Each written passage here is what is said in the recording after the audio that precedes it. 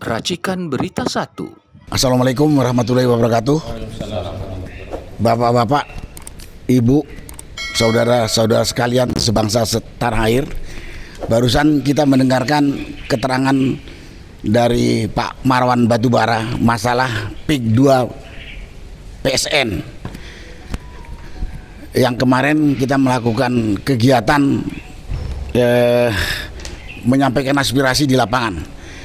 Pada kesempatan ini saya mungkin melanjutkan apa yang disampaikan oleh Pak Marwan Batubara tadi. Yang pertama saya sampaikan, ini proyek tinggalannya era Jokowi, dan kita semua sudah tahu saat ini presiden adalah Prabowo. Karena itu sebenarnya kita nyampaikan ini kita tujukan kepada pemerintahan Prabowo.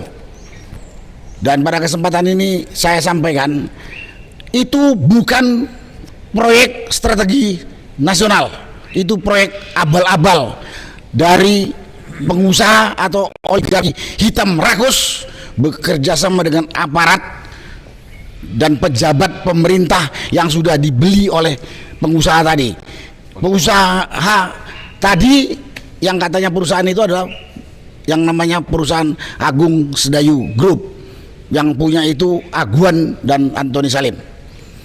Jadi ini proyek bukan proyek strategis nasional. Kita tahu yang namanya proyek strategis nasional itu ada kriterianya. Mempercepat pembangunan nasional untuk meningkatkan kesejahteraan rakyat secara menyeluruh dan adil di daerah tersebut. Tapi di sini tidak. Di sini upaya memperkaya pengusaha rakus dan menindas rakyat miskin. Itu yang terjadi fakta. Kenapa? Karena dia merampas tanah rakyat, merampas. Dan yang lebih ironis lagi, dia juga sebetulnya merampas tanah negara. Dan kita tahu yang mengelola negara ini adalah pemerintah. Tadi sudah disampaikan. Yang dirampas oleh proyek ini, oleh Agung Sedayu Group ini, sungai ditutup, saluran irigasi ditutup, jalan juga dirampas, pantai, laut juga dirampas di samping tanah rakyat. Jadi ini pemerintah apa ini kalau diam saja? Terus terang kalau kepada pengusaha hitamnya ini, yang namanya juga ada pengusaha hitam bajingan, memang harus dimusnahkan ini. Tapi pemerintah yang bisa dikendali oleh pengusaha bajingan ini loh yang saya heran. Harus dimusnahkan juga. Ya harus dimusnahkan. Saya biar begini juga pernah jadi pejabat pemerintah. Kita tahu apa yang harus kita kerjakan sebagai pejabat pemerintah untuk rakyat. Sekali pada kesempatan ini saya menyindir, meminta, kalau nggak bilang marah kepada pejabat pemerintah dan aparat. Saya lihat sendiri kemarin, saya berhenti di salah satu masjid, pengurus masjidnya langsung melarang, perintah ke Polsek katanya, Masjid Al-Ma'arif Desa Kohot. Kaget saya, ya saya kasihan lihatnya, kita tinggalkan aja. Ini yang perlu saya sampaikan. Yang kedua, sampai di sana kita kumpul, titik rencana kegiatan kita sudah diduga sekelompok orang, bayarannya si Aguan. Terpaksa kita pindah. Kemudian di titik yang baru tadi kita juga diganggu oleh preman tadi. Saya pikir negara di mana? Negara punya Aguan, negara punya pemerintah. Di mana kehormatan harga diri dan tanggung jawabnya pemerintah resmi, pemerintah Republik Indonesia, yang di sana ada pemerintahan desa, polisi, ada juga TNI dan instansi lain. Rakyat ini hanya dianggap, saya tidak tahu, dianggap apa ya? Dianggap hewan liar atau apa gitu? Sampah. Atau sampah. Itu. Kemudian tadi sudah disampaikan, di samping perampasan tanah rakyat dan tanah negara oleh perusahaan ini, juga perampasan laut. Karena laut itu dipagar. Rakyat tahu siapa yang melakukan, siapa yang membiayai. Tapi masih juga ada pihak, ya pihak perusahaan ini Itu yang bangun swadaya rakyat. Gimana mungkin rakyat swadaya bisa membangun pagar dari bambu sepanjang 30 kilometer lebih yang kita hitung biayanya lebih puluhan miliar. Rakyat makan aja susah. Habis itu tidak tahu. Dan pemerintah masih diam saja. Pemerintahan yang dipimpin oleh Prabowo, Presiden. Itu kondisi. Yang heran saya, kita kumpul di satu tempat yang kita udah izin sama yang punya tanah, dan kita sudah tahu memberitahu kepada polisi kita akan ada kegiatan di tempat ini. Ada aparat polisi tanya kepada saya, ada apa kau tanya? Kapolres tanya izin siapa di tempat ini Pak, katanya. Ya izin yang punya tanah, saya bilang.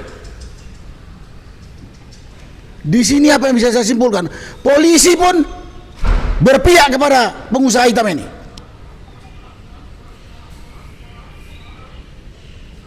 Ada kelompok yang mau mengganggu, ya cuman di maju mundurkan saja sama polisi. Padahal polisi bisa menindak orang yang mengganggu orang lain yang tidak melakukan kegiatan yang melanggar hukum. Dari situ terlihat sekali. Terakhir setelah kegiatan ini, kemarin saya dengar kepala desa bagi-bagi beras kepada rakyat di tempat itu. Katanya beras dari Aguan. Inilah aparat desa, bukan bela desanya, dia bela rakyatnya, tapi dia bela perampas lahan rakyatnya. Dan banyak lagi, kalau saya cerita sini panjang lagi. Kemudian pagar laut, itu satu kesatuan dengan yang di darat. Itu tanah negara, dipagari. Yang kita sudah dengar, kira-kira ini akan direklamasi. Ya dugaan kita akan direklamasi. Nanti untuk daerah, ya mungkin dia punya resort lah, supaya rakyat makin terpuruk. Karena itu kalau saya ngomong sekarang ini, di mana aparat pemerintah, baik yang ada di pusat, di provinsi, di daerah sampai di desa, ada penindasan kepada rakyat, penindasan biadab.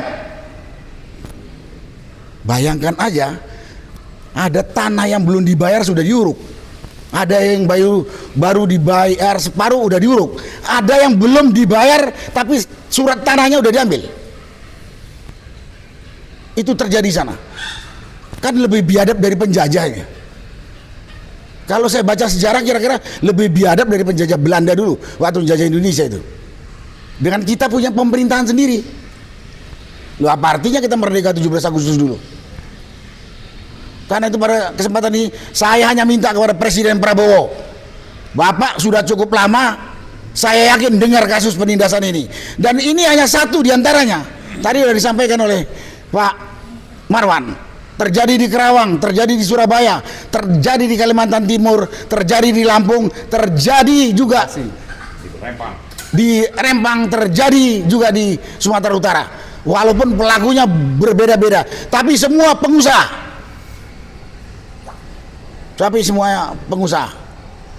Saya hanya menuntut pertanggungjawaban. Saya bekas pejabat, jadi saya tahu apa tugas pokok pejabat.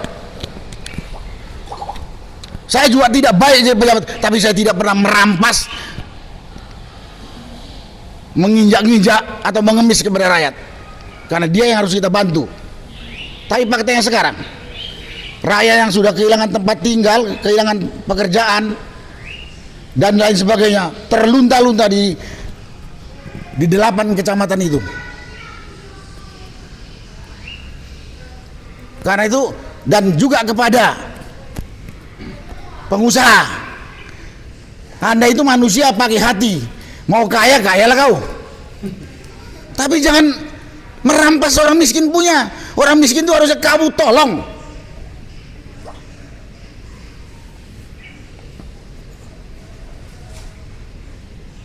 Kemudian kepada rakyat, kita udah lihat pemerintah kita diem saja, wakil kita di DPR diem saja. Ya jangan kita mau juga ditindas. Tadi udah dikatakan, apa boleh buat kalau kita terpaksa harus menghimpun kekuatan untuk melawan. Karena kita amanahkan, kita percayakan kepada wakil kita di eksekutif, budak. Yang di legislatif parlemen, budak. Apa boleh buat? Daripada kita mati menderita, saya kebetulan bekas tentara, lebih bagus mati dalam pertempuran. Daripada kita mati berlama-lama disiksa, nggak makan, nggak bisa tidur, sakit, mati. Itu yang sekarang dialami oleh rakyat. Itu yang sekarang dialami oleh rakyat di tempat tersebut. Jadi mudah-mudahan, saya ngomong yang kedua masalah ini. Setelah ini didengar, di mana pemerintah lebih-lebih pejabat yang mengeluarkan keputusan PIK 2 itu adalah proyek strategis nasional. Dalam hal ini adalah Menko Perekonomian. Coba ini Pak Menko yang namanya Airlangga Hartarto turun ke lapangan. Walaupun saya tahu kalau bapak itu anak orang kaya yang nggak pernah di kampung, lihat sekarang rakyat di kampung. Seperti apa menderitanya mereka. Oh, tadi ada lupa kepada pengusaha. Kepada pengusaha rakus ini, ASG, Aguan CS, ini negeri-negeri bersama. Jangan bikin tentara sendiri. Karena saya tahu Anda mempunyai tentara sendiri yang kemarin mengganggu kita, yaitu preman itu. Preman-preman itu, ya di luar aparat dan pejabat pengkhianat ada tadi tentara liar, kelompok preman itu tentara liarnya ASG itu. Dan pemerintah juga diam saja. Mudah-mudahan setelah ini semua pihak dengar dan bekerja sesuai dengan tugas pokok masing-masing, terutama pemerintah yang kami harapkan. Jangan Menteri ATR sudah ngomong akan ditinjau ulang. Menteri akan ditinjau ulang. Kemudian Menteri KKP menyegel. Udah jelas pagar di laut itu ilegal, kriminal. Karena laut itu punya negara. Kok masih nunggu 20 hari, nunggu berapa hari? Heran saya. Pagar laut itu ilegal, kriminal. Dan untuk nyarinya saya beritahu Pak, Bapak aparat, itu nggak butuh 1 hari menangkap penyandang dana, koordinator di lapangan, dan proyek yang mengerjakan pemasangan pagar bambu, termasuk kontraktor yang merampas tanah dan menguruk tanah tadi. Nggak butuh 1 hari, sudah tercatat di rakyat di semuanya. Janganlah senang melihat masyarakat menderita berkepanjangan. Kita hidup di dunia sebentar. Kita nanti sebentar lagi ketemu kita di akhirat semuanya. Dan kita berangkat ke akhirat, Bapak punya gunung emas pun gak ada yang bisa dibawa itu. Punya mobil 200 pun gak bisa dibawa. Cuman kain kapan, atau kalau yang non muslim mungkin pakai baju jas lah. Jangan serakah. Dan kamu mati, ninggalkan nama jelek kepada turunan kamu. Inilah perampok, inilah pejabat pengkhianat. Enak tuh. Mudah-mudahan didengar apa yang saya katakan ini. Terima kasih. Wassalamualaikum warahmatullahi wabarakatuh. Waalaikumsalam.